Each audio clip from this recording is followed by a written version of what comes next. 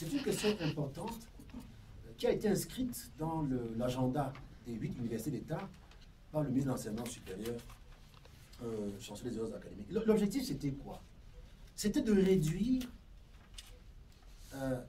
un des problèmes qu'exhibe le marché du travail camerounais et que tout le monde connaît, qui est décrié, c'est la question de l'inadéquation formation-emploi.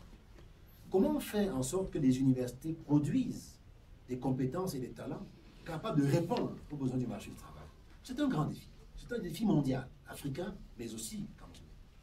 Alors l'idée qui a été mise sur la table était d'implémenter la professionnalisation des enseignants. Alors il y a deux aspects dans la professionnalisation des enseignants. Le premier aspect, c'est de rendre professionnels les enseignements facultaires. Qu'est-ce que ça veut dire? Ça veut dire que lorsque vous enseignez un cours de mathématiques à un enfant, comment faire en sorte qu'à l'issue de ce cours de mathématiques, cet enfant-là ait non seulement la compétence en mathématiques, mais aussi des aptitudes qui lui permettent d'utiliser ce qu'il apprend en mathématiques pour faire quelque chose de concret. C'est un grand défi, même pour les enseignants. C'est la professionnalisation de l'enseignement.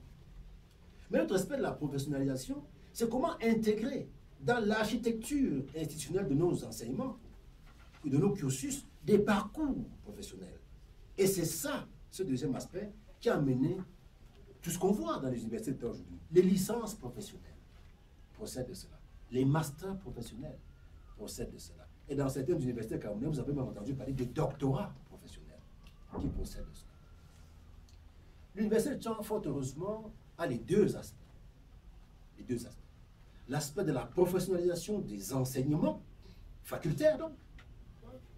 On a de très nombreux enseignants, ici dans nos facultés, qui sont des enseignements de type professionnel, c'est-à-dire où l'étudiant sort ayant des acquis, des skills, comme on dit en anglais, capable de faire quelque chose par lui-même. À la faculté d'agronomie, c'est un lieu commun de le dire.